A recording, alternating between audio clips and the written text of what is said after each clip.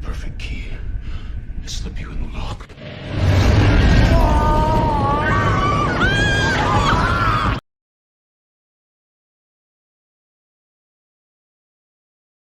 Film ini dimulai dengan seorang pria botak yang baru saja tersadar di ruangan misterius.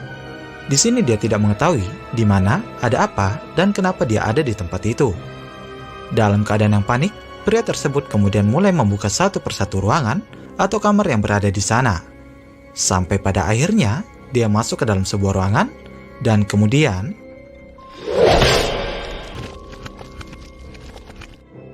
film Cube pun baru dimulai. Scene kemudian beralih dengan seorang pria bernama Quentin yang baru saja keluar dari sebuah ruangan. Di sana Quentin menemukan seorang pria lain yang bernama Ward dalam keadaan tak sadarkan diri. Quentin yang juga tidak tahu kenapa dia ada di sana, langsung membuka satu persatu ruangan. Ada saat di mana Ward menunjukkan sebuah ruangan yang terlihat mencurigakan. Dan ketika Quentin membukanya, ternyata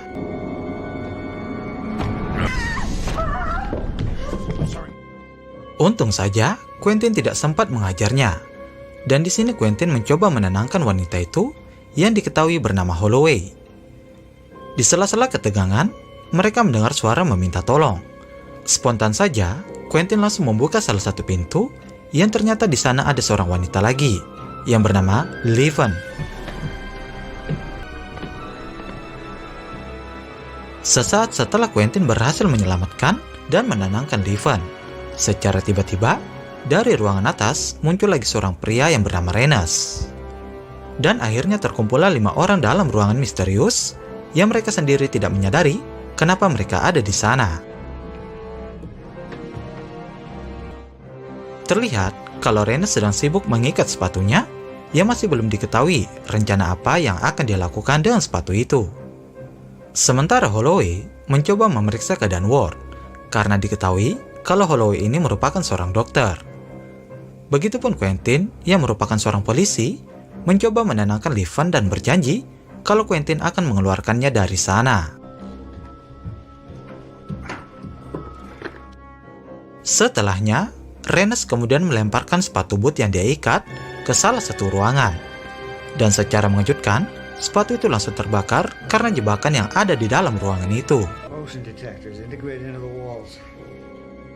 Mengetahui kalau yang mereka hadapi adalah hidup dan mati, Quentin pun meminta mereka semua untuk mengingat bagaimana mereka semua bisa sampai ke tempat itu.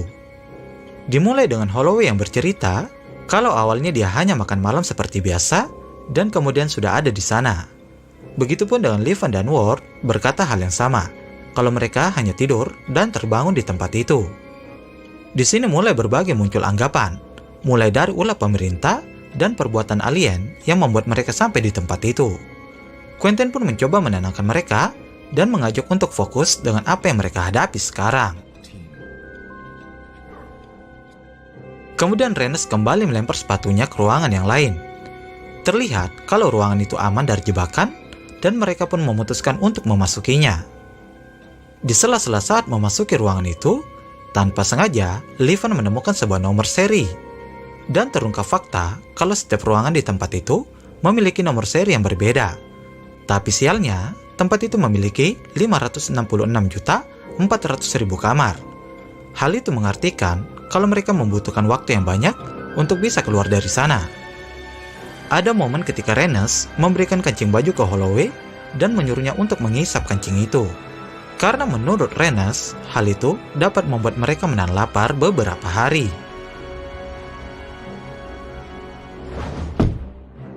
Ketika Renus melempar sepatunya dan tidak terjadi apa-apa, Quentin pun langsung ingin memasuki ruangan itu. Tapi tiba-tiba Renus menghentikan Quentin dan berkata kalau di ruangan itu memiliki jebakan sensor kimia. Quentin yang mendengar itu pun menjadi penasaran, kenapa Renus tahu banyak soal sensor.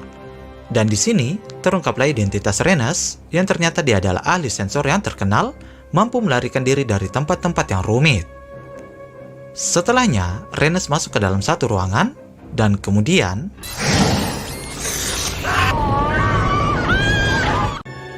sayangnya di sini, Renus pun harus tewas.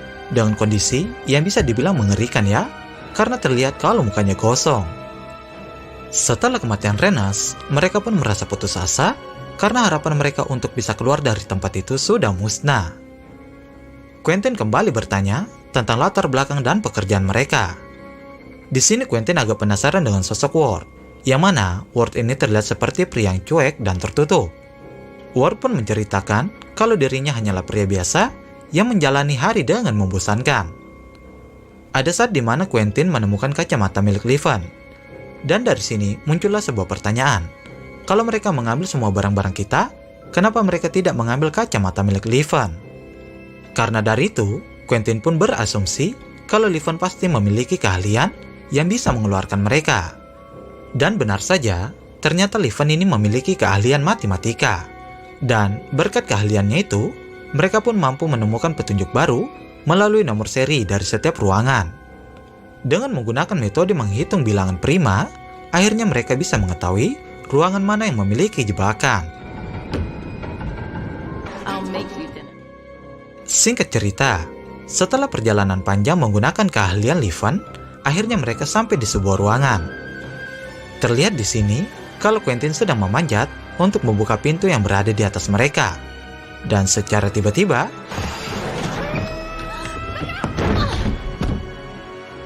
ternyata di sini mereka bertemu dengan seorang pemuda yang bernama Kazan. Namun sayangnya, Kazan ini menderita cacat mental dan tidak bisa berkomunikasi dengan baik. Mereka yang melihat kondisi Kazan merasa kalau dia hanya bisa merepotkan saja. Tapi tidak dengan Holloway, yang dengan segenap hati mau menjaga Kazan seperti anak sendiri.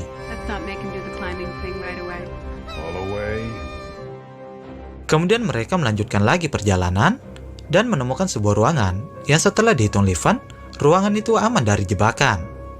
Tak berpikir lama, Quentin pun masuk ke dalam ruangan itu. Tapi secara mengejutkan, untung saja Quentin berhasil selamat dan hanya mengalami luka di bagian kakinya. Setelah itu, terjadi ketegangan antara Quentin dan Ward. Hal itu disebabkan karena Quentin mencurigai kalau Ward adalah mata-mata dari orang yang menjebak mereka. Sampai pada akhirnya, kecurigaan Quentin pun terbukti ketika Ward tidak sengaja berkata kalau mereka tidak akan bisa keluar dari tempat itu. Di sini Ward pun dipaksa untuk mengatakan dari mana dia tahu kalau tidak ada jalan keluar dari tempat itu. Akhirnya, Ward pun mengakui kalau dia adalah orang yang merancang kerangka tempat itu. Dan sejujurnya, Ward pun tidak tahu apa-apa tentang nomor atau apapun tentang tempat itu. Di sini, Ward hanya dikontrak untuk menggambar saja. Dan sayangnya lagi, Ward pun tidak mengetahui orang yang pernah mempekerjakannya. Quentin yang mengetahui semua itu pun menjadi kesal dan menghajar Ward. Tapi seketika, Levan langsung menghentikannya dengan alasan kalau hanya Ward yang mengetahui tempat itu. Levan sempat bertanya ke Ward mengenai seal atau kerangka terluar dari tempat itu. Ward pun berkata kalau kerangka itu memiliki satu pintu yang tersegel dari luar dan memiliki 434 kaki persegi.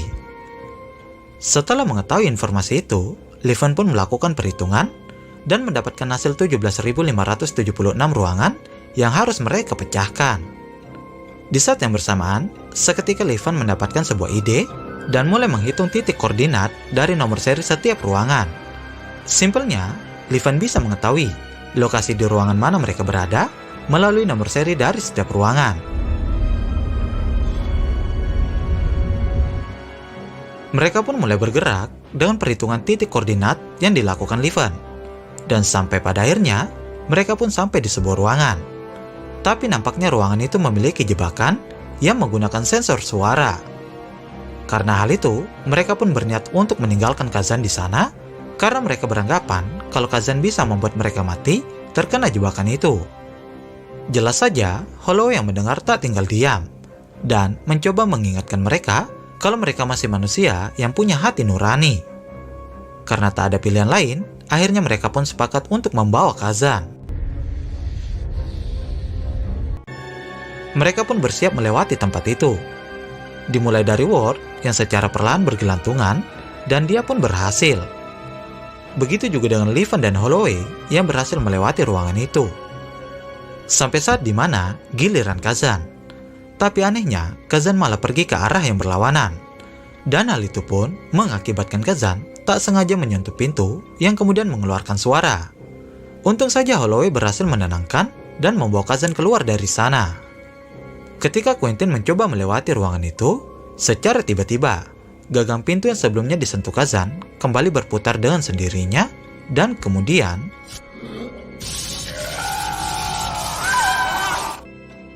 karena kejadian itu, Quentin pun menjadi kesal dan ingin menghajar Kazan. Untung saja Holloway berhasil menghentikannya. Tapi kemudian terjadi ketegangan di antara mereka berdua. Dari sini, terungkaplah sifat Quentin sebenarnya, yang ternyata dia ini orang yang temperamental. Karena terlihat dengan tega Quentin menampar Holloway. Setelahnya, Ward membuka salah satu pintu yang terhubung dengan kerangka terluar dari tempat itu. Karena tempat itu adalah jalan satu-satunya untuk keluar dari sana, mereka pun punya rencana untuk turun dan mencari pintu di bawah sana. Di sini Holloway pun menawarkan diri untuk turun, karena dia merasa kalau bobot badannya yang paling ringan di antara mereka semua. Kemudian mereka pun bersiap dengan saling mengikat celana mereka agar bisa digunakan Holloway untuk turun ke bawah.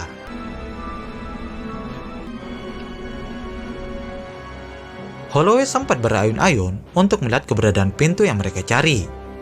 Tapi sayangnya, teman-temannya tak mampu menahannya lebih lama dan hampir saja membuat Holloway terjatuh. Holloway yang panik mencoba kembali ke atas dan berhasil menggapai tangan Quentin. Tapi entah ada angin apa, secara tiba-tiba Quentin merubah ekspresi wajahnya dan kemudian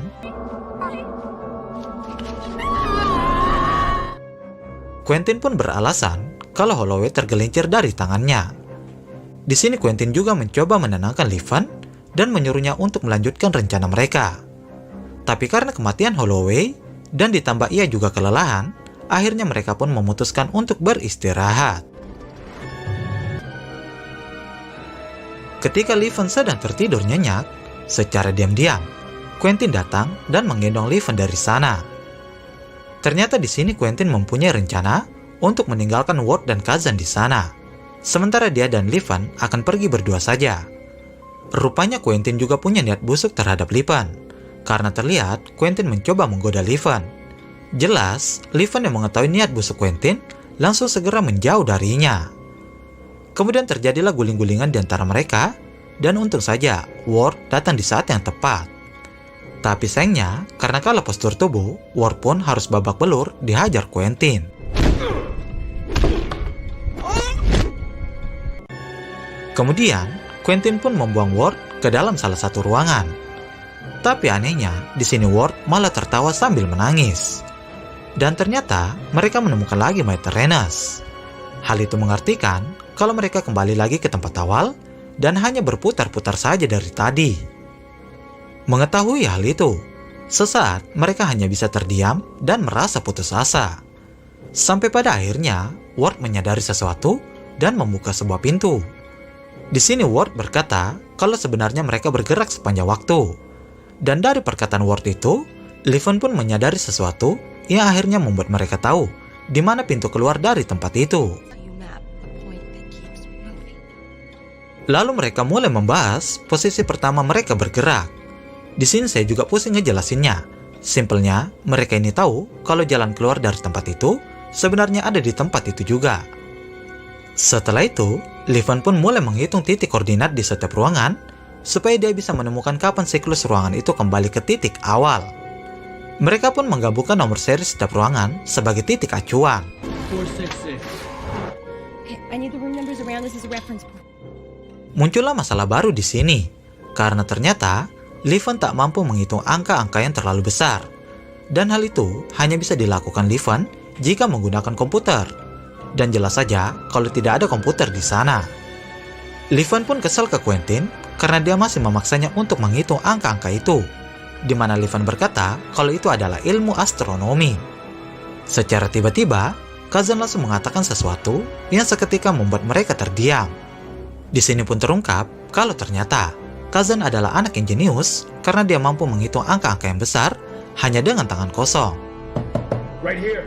Look. Setelahnya, mereka pun berhasil memasuki ruangan demi ruangan. Ada saat di mana, ketika Quentin ingin lewat, secara tiba-tiba Ward langsung menjepit kepala Quentin dan berhasil mengurungnya di dalam sana. Hal itu rupanya tak menghentikan Quentin, karena terlihat dia berhasil mengejar mereka. Tapi untung saja mereka punya rencana dan membuat Quentin terjatuh ke bawah. Singkat cerita, mereka pun sampai di sebuah ruangan yang kemudian ruangan itu bergetar hebat. Setelahnya, mereka pun berhasil menemukan jembatan yang terhubung ke jalan keluar.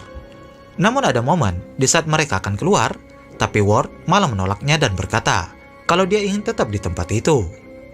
Ketika Levan membujuk Ward untuk keluar dari sana, secara tiba-tiba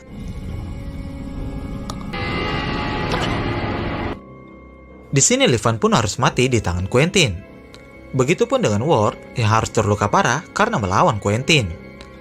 Sementara Kazan pun mencoba pergi dari sana seorang diri.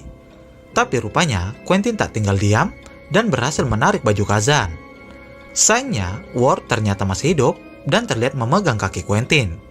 Karena hal itu, Quentin pun harus tewas karena terjepit ruangan yang bergerak.